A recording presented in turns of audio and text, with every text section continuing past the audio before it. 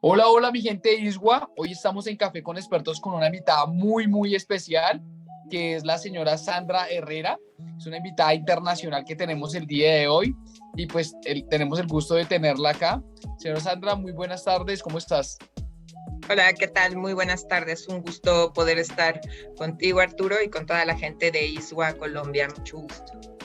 Bueno, Sandra, para los que no sepan, es una experta en todo el tema de consultoría ambiental, en todo el tema de todo ese tema de la agenda de sostenibilidad, pero yo quisiera que tú misma de pronto te presentaras y nos comentaras quién es la señora Sandra. Cuéntanos un poco más de ti. Que me dijeron, ¿por qué estás aquí?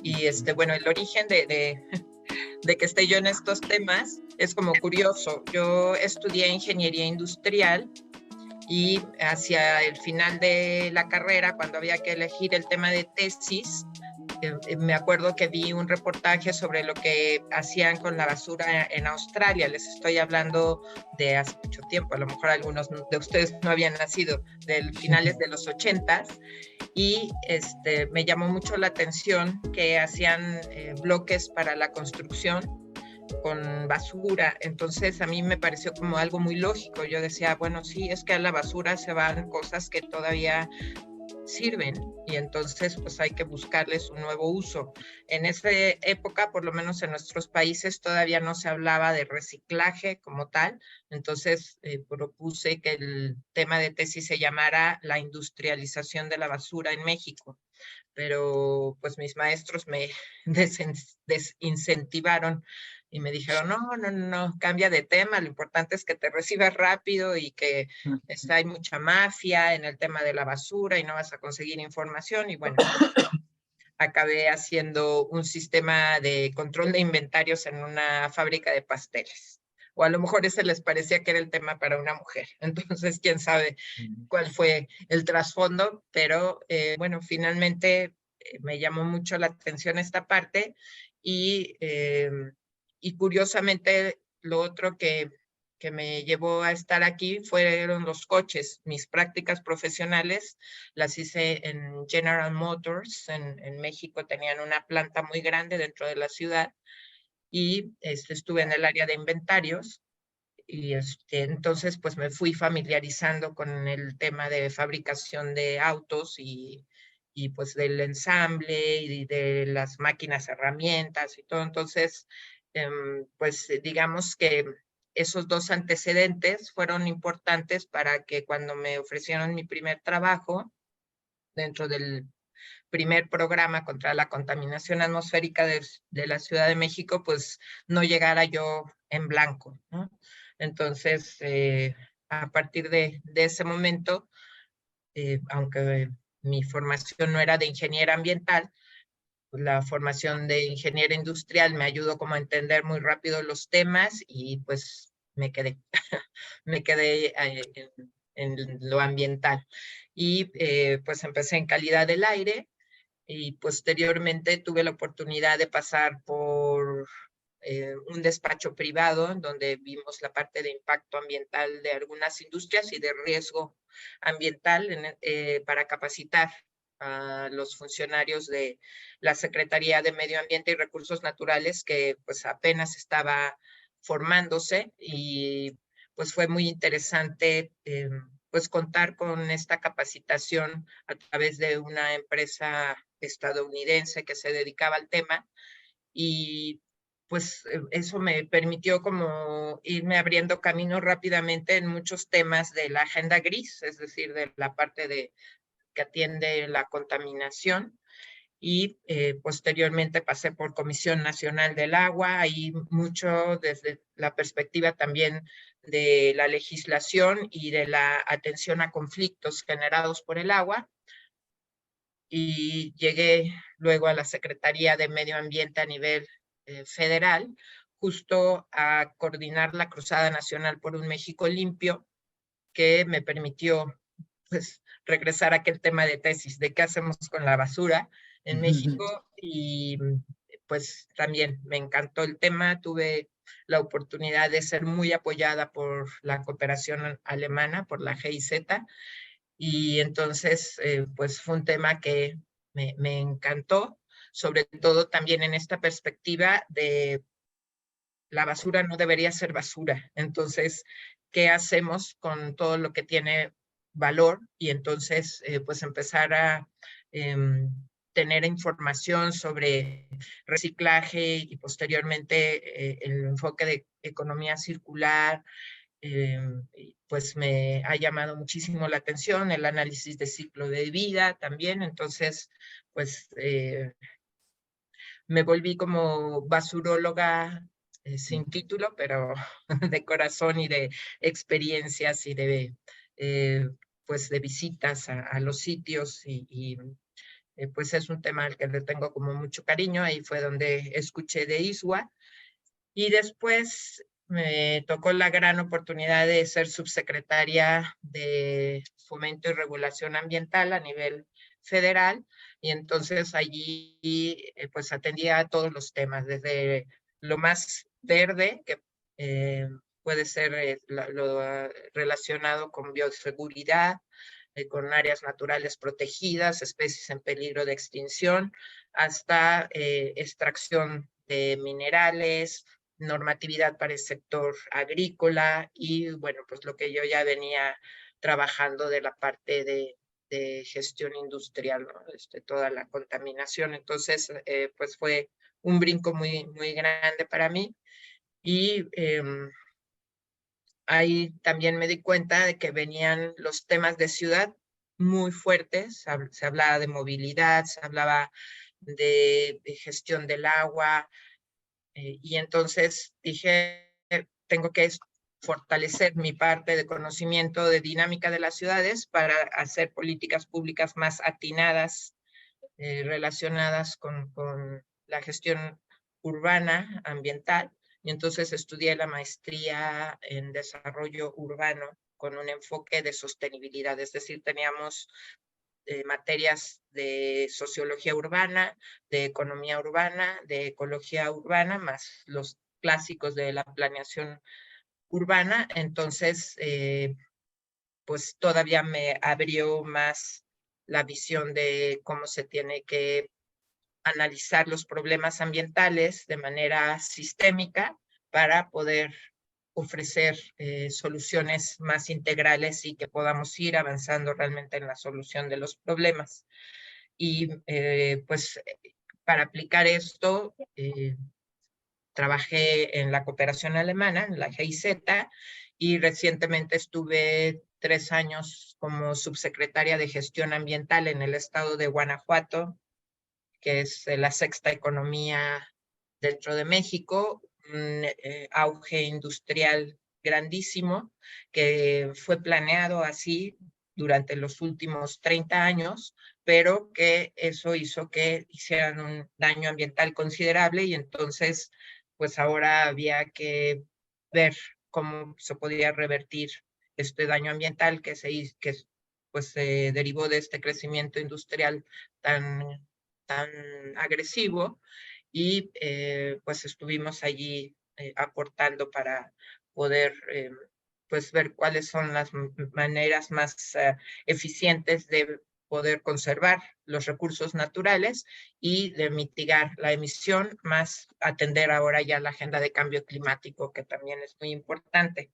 Y pues de diciembre para acá estoy como consultora independiente, muy interesada en poder no solamente explicar en qué consiste y la importancia de el análisis de ciclo de vida y la economía circular, sino de poder arrastrar el lápiz como para poder hacer yo los estudios para las empresas que puedan pues hacer cambios importantes a través de la información que se obtiene de un análisis de ciclo de vida.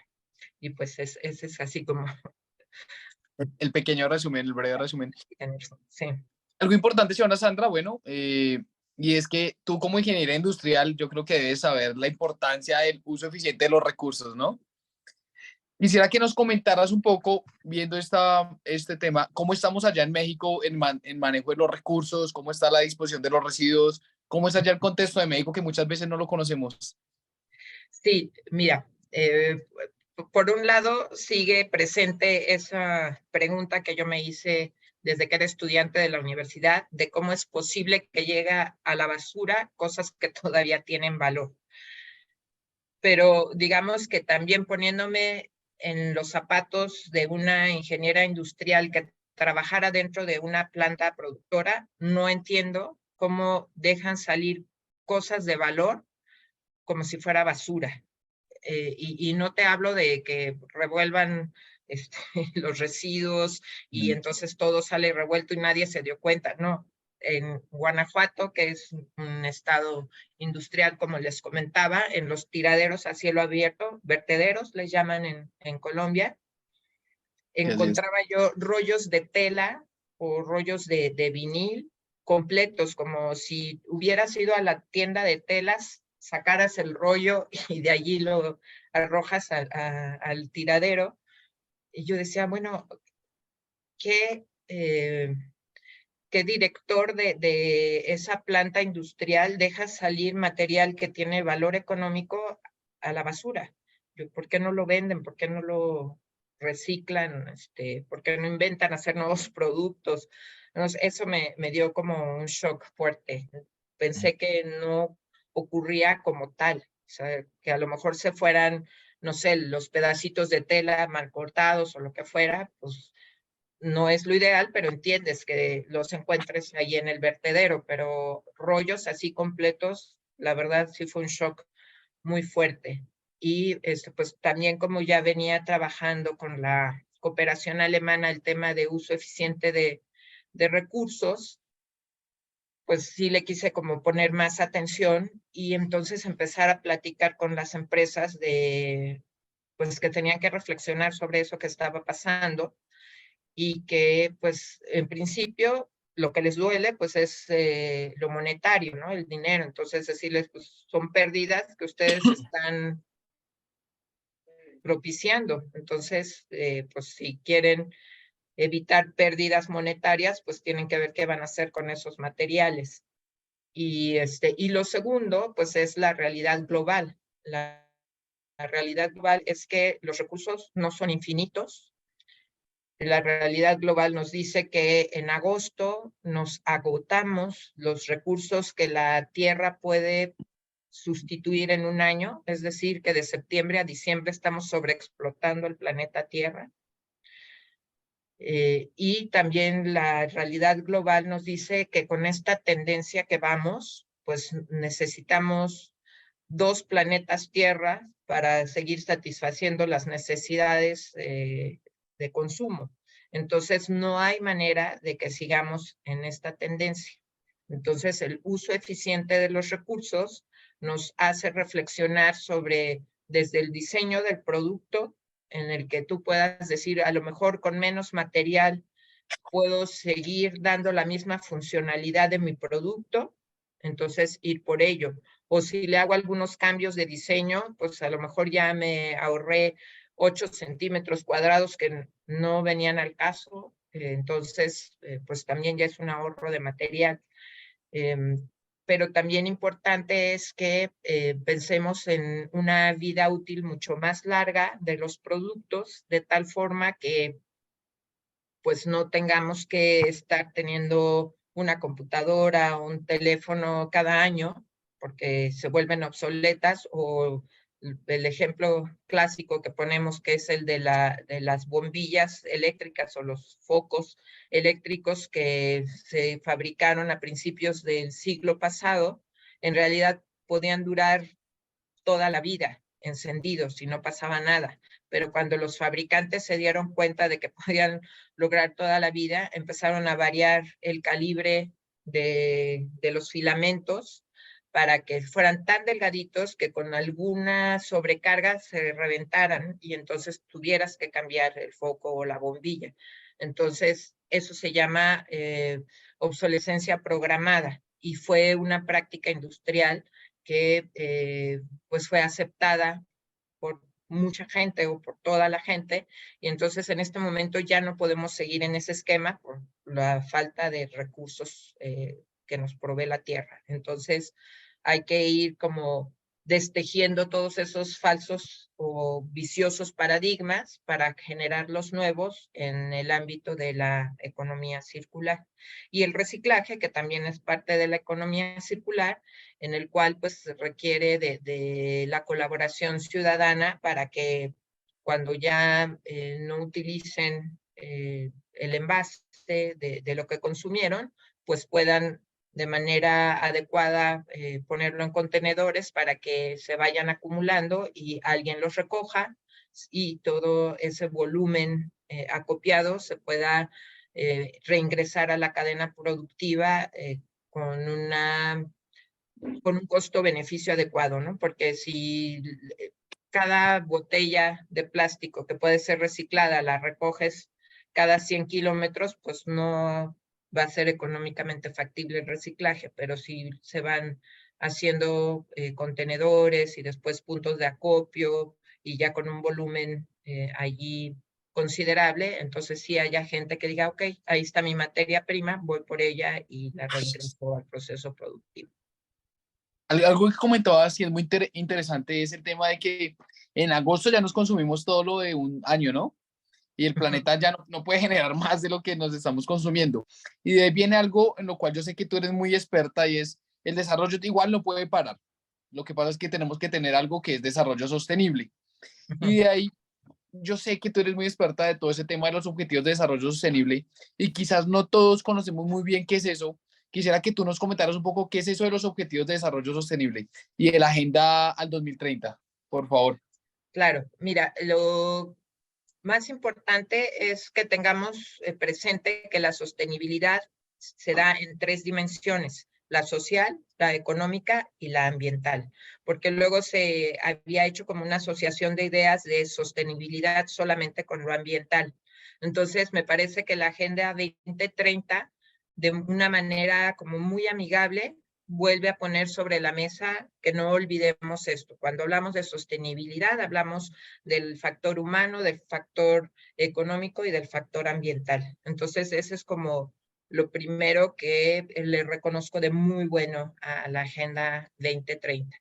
Lo segundo es esta parte de reconocer que los problemas son muy complejos y que eso a lo mejor ciertas ciencias sociales lo habían estudiado y dentro de las partes técnicas, los que estamos en medio ambiente también ya lo habíamos estudiado, es decir, que un problema es tan complejo, tiene distintas causas, que no puedes proponer una solución lineal como para resolver todo ese sistema tan complejo. Entonces, necesitas también soluciones de distintos ámbitos para un solo problema. Y entonces eso también lo facilita el entendimiento de la Agenda 2030 y los Objetivos del Desarrollo Sostenible. O sea, se logró que la gente fuera entendiendo que para tener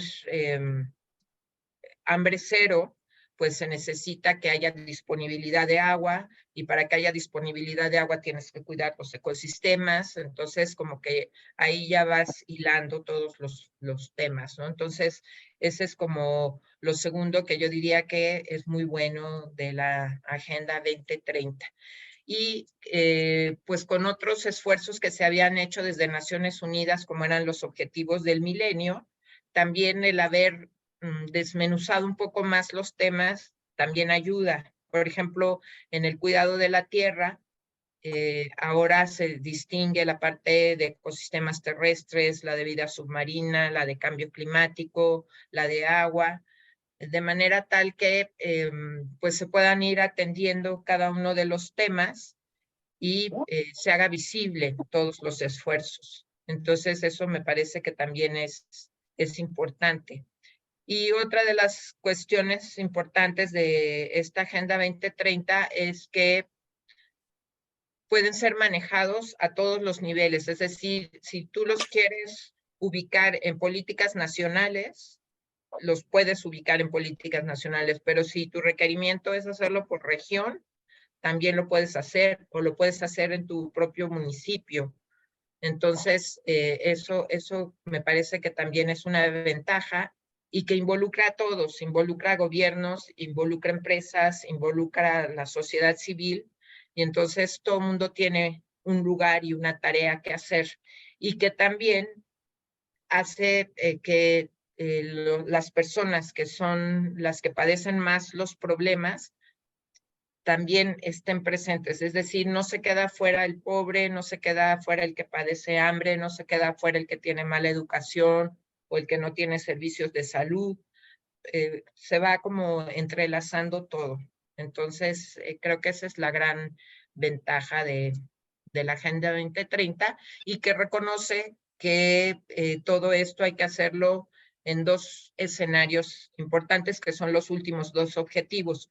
Uno es en un estado de derecho, donde hay justicia, que es el objetivo 16, y el objetivo 17, que nos habla de alianzas, es decir, nadie puede solo, todos tenemos que dar nuestra parte, y entonces, pues por eso se cierra la agenda y los objetivos con ese, ¿no? De generar alianzas. Entonces, yo creo que es interesante que todos conozcamos la agenda. A mí me llama mucho la atención, por ejemplo, ver, perdón, pero soy adicta al Twitter. Ah, Entonces, cuando agarras un tema y empiezas a seguir cuentas de ese tema, pues obtienes información muy interesante. Entonces, con respecto a los objetivos del desarrollo sostenible, pues hay escuelas en España que desde el jardín de niños, desde el kinder, hacen ejercicios para que los niños vayan entendiendo esta parte de cómo se van relacionando todos los temas, y pues cómo se maneja con colores y con estas figuras que son como pues muy características, pues es de fácil aprendizaje, pero también hay ejercicios solamente de sector privado para entender los objetivos del desarrollo sostenible y cómo desde las empresas se pueden ir aplicando. Y bueno, pues me ha tocado la parte de gobierno. Entonces, esta forma de abordar los problemas me parece muy buena, un acercamiento muy bueno, y para no dejar de comentarlo, hubo una colombiana que fue la que más aportó al desarrollo de esta idea de la Agenda 2030, se llama Claudia Caballero. Entonces, pues es un fruto de Colombia esta Agenda también. 2030. Qué bueno. Digamos que lo que dices ahorita es que debemos convivir todos y todos nos debemos colaborar. Pero yo sé que tú eres una abanderada del que decimos, oiga, hay que cambiar la forma en que estamos viviendo en las ciudades. ¿Por qué hay que cambiarla y cómo debería ser la forma ideal para poder vivir en las ciudades? Bueno, una, porque es la mayor consumidora de todo, es la mayor consumidora de energía, la mayor consumidora de productos, de servicios, entonces es allí donde tenemos el gran reto de hacer la transformación, y además es donde vive la mayor parte de la población. Entonces, por eso tenemos que poner atención en las ciudades. Digamos que, pues, la construcción de las ciudades ha sido distinta en distintas partes del mundo, pero el fenómeno que tenemos en México, no me gustaría como generalizarlo a toda América Latina, pero el modelo que tenemos en México un poco siguió el esquema de ciudades de Estados Unidos, de expandirse horizontalmente, porque pues era como el ideal de decir, bueno, en la zona centro se quedan todas las oficinas, y allí, pues aunque haya restaurantes y tiendas y todo, atienden a los trabajadores que van allí de 9 a 5.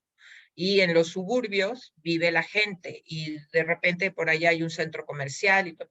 Entonces, esa ciudad estadounidense pues es una gran gastadora de recursos. Podemos ver las fotografías de cómo es a la hora de la salida en los highways, las vías de carreteras de Estados Unidos, todas llenas de coches, porque van hacia los suburbios donde viven, y se quedan abandonadas, pues calles, luz pública, tuberías, pues durante muchas horas de tarde, noche, e incluso los fines de semana se mueren. Entonces es un desperdicio de recursos. Y por otro lado tenemos las ciudades europeas, en donde hay mucha vida en los centros todo el día y que hay gente que vive en el centro y entonces pues es la misma gente la que necesita ir a comprar una fruta o el mismo turista que necesita un bar para pasar la noche y entonces se hace una dinámica de vida distinta. Y pues se ha visto que esta dinámica de centros en donde se ofrecen toda la clase de servicios, pues es más eficiente. Y en México tenemos como ciudades que han copiado completamente el esquema de Estados Unidos y ciudades más viejas como la Ciudad de México, Guadalajara, que iniciaron como pues primero ciudades españolas y posteriormente pues y fueron creciendo con esta idea de barrio y entonces pues en el barrio tenía que haber la iglesia y tenía que haber el comercio. Entonces, vaya que habíamos empezado bien el diseño de nuestras ciudades y eso sí creo que se comparte con toda América, pero de repente pues empezamos a tratar de diferenciar los usos de suelo dentro de las ciudades de tal forma que copiábamos esta parte de allá solamente las oficinas y acá solamente el comercio y acá solamente la vivienda y entonces pues los viajes se fueron multiplicando entre un lugar y otro. Entonces pues esa es la tendencia que tenemos que cambiar porque además pues en esta movilidad y sin una idea de un transporte público eficiente, se pretendió que cada familia tuviera al menos un coche y entonces pues las calles cada vez tenían que ser más anchas para darle más cabida a más coches y pues resulta que el 85% del espacio público de las ciudades es para los coches en vez de para las personas. Entonces tenemos que revertir eso. Y además, pues cada día se tenía que ir más lejos para la vivienda, consumiendo más tiempo y entonces, pues entre las 8 horas de trabajo y las 2 horas del tráfico, pues ya la convivencia con la familia es menor, nos atiende esta parte de pues las reuniones escolares o no se puede tener esta parte de en las tardes tomar clases o de baile o hacer ejercicio. Entonces todo eso fue mermando la calidad de vida en las ciudades y por eso ahora a gritos se está pidiendo que se haga otra forma de vida. Y viene otro fenómeno, que es el del calentamiento global, y entonces tanto cemento y tanto pavimento en las ciudades, pues hacen que las temperaturas sean muchísimo más altas. Y pues se ha obviado tener árboles, tener parques en muchas ciudades y eso eleva más la temperatura. Entonces también eso es como una tarea urgente que volvamos a arbolar nuestras ciudades y que volvamos a tener esas áreas verdes, pero no en un concepto de un parque que se vea muy bonito, sino un área verde que contenga la naturaleza propia del lugar, que pues si llueve mucho, pues haya plantas que soporten esa lluvia y que si llueve poco, pues que haya también plantas que soporten eso, ¿no? Y ya está ocurriendo incluso en ciudades de Estados Unidos. Me han comentado que en Arizona, en Phoenix y en otras ciudades de Arizona, ya está prohibido que en las casas y en los parques públicos se planten plantas que no sean propias del lugar. Entonces el paisaje cambió, ahora tú vas y encuentras muchas cactáceas, pues porque son las que soportan el desierto. Entonces creo que ahí vamos, poco a poco a nivel mundial, cada uno a su paso, cada uno a su estilo, pero creo que vamos a ese cambio de ciudades.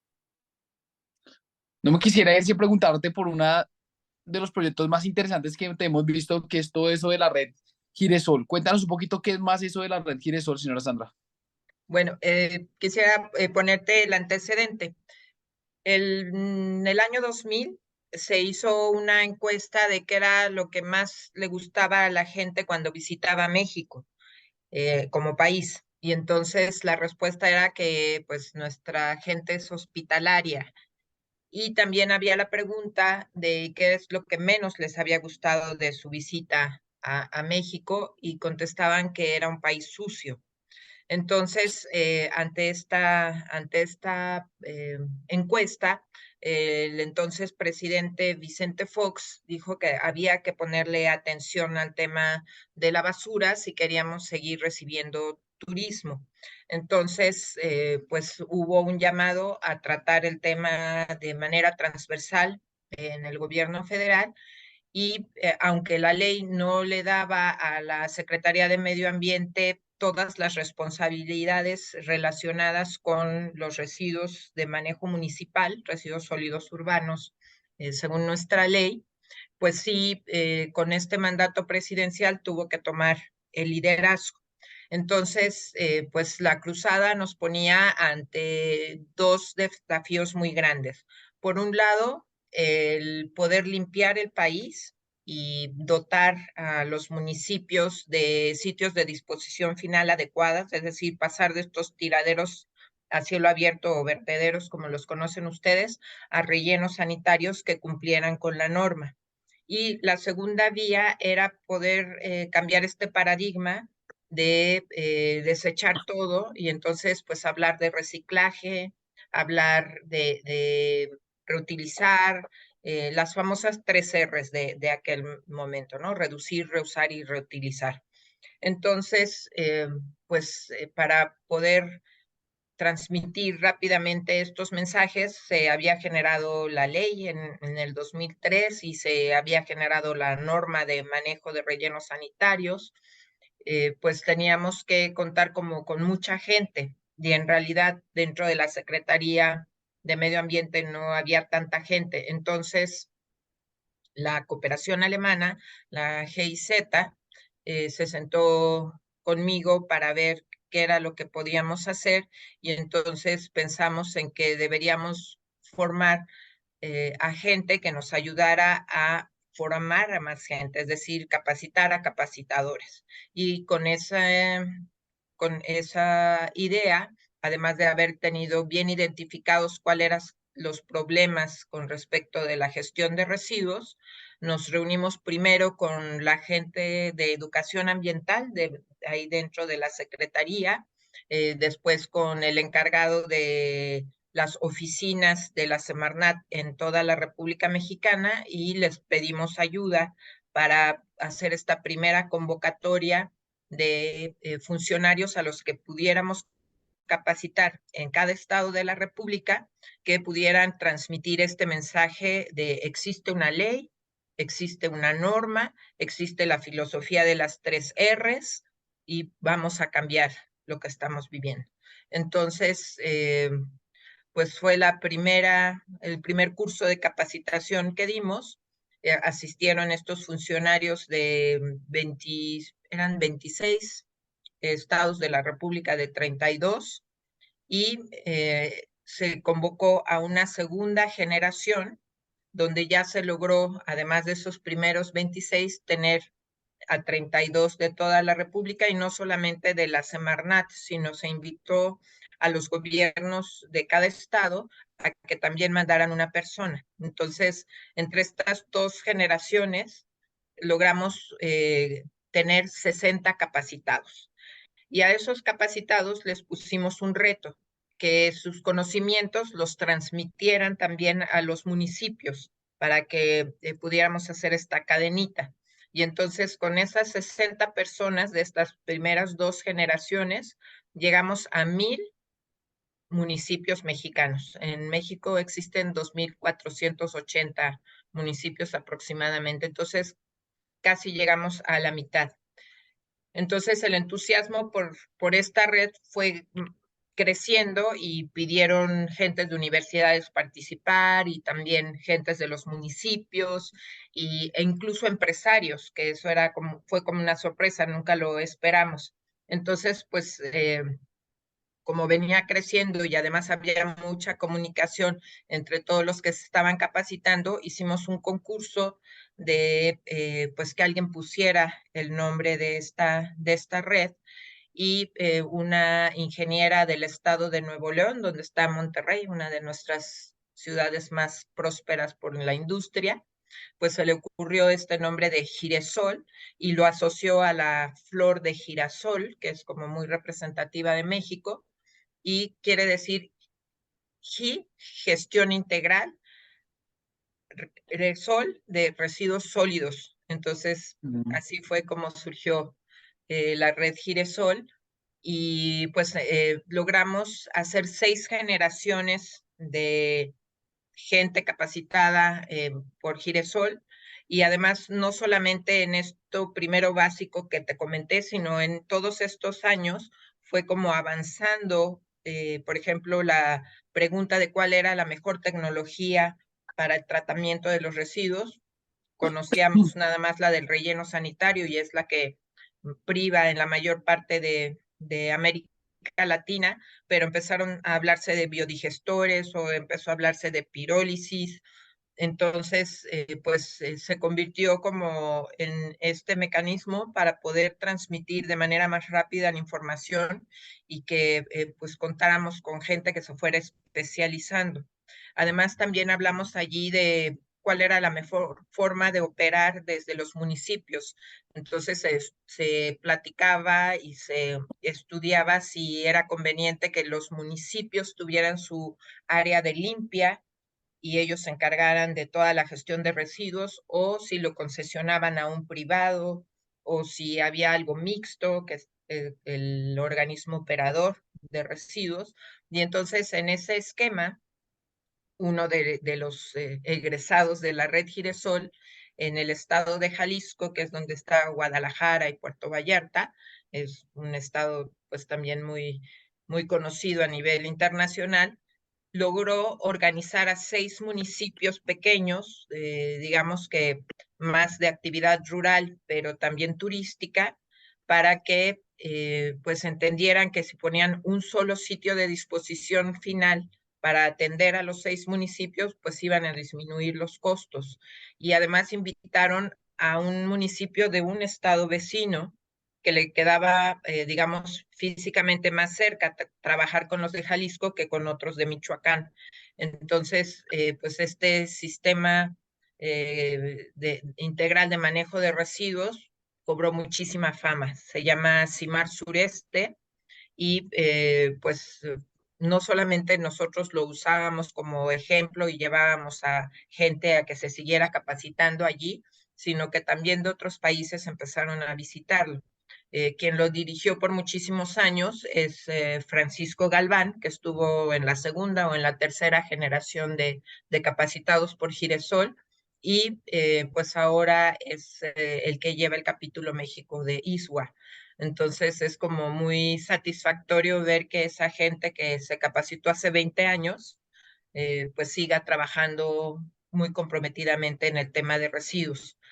Más o menos por el año 2010, la cooperación alemana nos pidió trabajar en una cooperación triangular, es decir, que son 3 países involucrados para poder pues difundir esta buena práctica de la red Giresol. Y entonces se trabajó en Guatemala, se trabajó en Ecuador, se trabajó en República Dominicana para hacer la red Giresol de esos países. Y bueno, pues allí ya no te sé decir si hubo varias generaciones, pero por lo menos de la primera que se logró, además se pudo hacer como un encuentro internacional de Red Giresol con todos los de estos países y hubo intercambio de experiencias y te digo, iba evolucionando. Primero fue en esta parte, pues nada más de el buen manejo de los rellenos sanitarios y las prácticas de las 3 Rs, luego ir transitando hacia estudiar otras formas de tecnologías, a aplicar más la separación de residuos para mandar al reciclaje o hacer composta, qué forma de administración pues era la más conveniente, e incluso se les fue capacitando en cálculo de tarifas para cobrar la recolección de residuos. O sea, fue como creciendo en la aportación de conocimientos y y bueno, pues fue reconocida por la propia cooperación alemana como una de las mejores prácticas a nivel mundial y se publicó un libro. Entonces, pues sí, es un proyecto exitoso que sigue dando resultados en Guanajuato. Ahora que fui subsecretaria, dos de los responsables de los residuos de manejo especial, es decir, de los industriales no peligrosos, también habían sido egresados de Giresol. Entonces, cuando me vieron llegar, bueno, decíamos, tú no te acuerdas de nosotros, pero nosotros sí de ti, somos de la red Giresol. Y yo súper contenta. Entonces, sí, la red Giresol es un proyecto que realmente pues me encantó y me encanta seguirme encontrando gente de la red Giresol. Qué chévere. Bueno, pasamos a las preguntas del público, que fue personas que cuando sabían que teníamos que entrevistar nos hicieron unas preguntas. La idea es que esas son preguntas cortas para las respuestas de una sola frase. Preguntas muy sencillas. Entonces pasamos a las preguntas del público. La primera pregunta que nos dijeron es, defínenos en una frase economía circular. Alargar la vida útil de los productos. Es excelente. Un libro que nos recomiendes, ¿Técnico? cualquiera, ¿no? Te guste Cualquiera, cualquiera. cualquiera. Bueno, me encanta un libro que habla de la historia de muchos países de América Latina, que se llama A Flor de Piel, que es la historia de cómo trajeron la vacuna de la viruela a los virreinatos de la Nueva España. Se lo recomiendo muchísimo porque habla padrísimo de las ciudades que ahora son muy famosas, como Perú, eh, Cartagena, la propia Ciudad de México, Puebla, y dices, wow, seguimos pareciéndonos mucho. Es muy bonito, muy bonito. Sí. Defínenos en una frase ciclo de vida. Ciclo de vida es la forma de cuantificar los impactos ambientales de los productos de una manera mucho más atinada de lo que antes se hacía. Así es. Y ya por último, para cerrar, pues sin antes agradecerte, de verdad, por toda la colaboración, por todo el espacio, por todo el aprendizaje que nos diste y todos esos términos. Qué chévere, ¿verdad? Que haya personas como tú que desde hace un buen tiempo vienen trabajando en esto. De verdad que muchas gracias. Uno muchas veces piensa que esto de los residuos fue que hace poco se inventó, que la economía circular uno piensa que es del año 2018-19 para acá, pero no, mire, ya tú venías hablando de esto hace mucho tiempo. Y la última pregunta de cierre es un Twitter, ya que te encanta el Twitter, un Twitter en el cual tuvieras la posibilidad de que todo el mundo lo viera. ¿Qué diría ese Twitter? Que el planeta nos necesita y que tenemos que ser capaces de reinventarnos. El planeta nos necesita y debemos ser capaces de reinventarnos. Muchas gracias, señora Sandra, de verdad, muchas gracias por el espacio y esperamos vernos en una próxima ocasión. Gracias, con mucho gusto.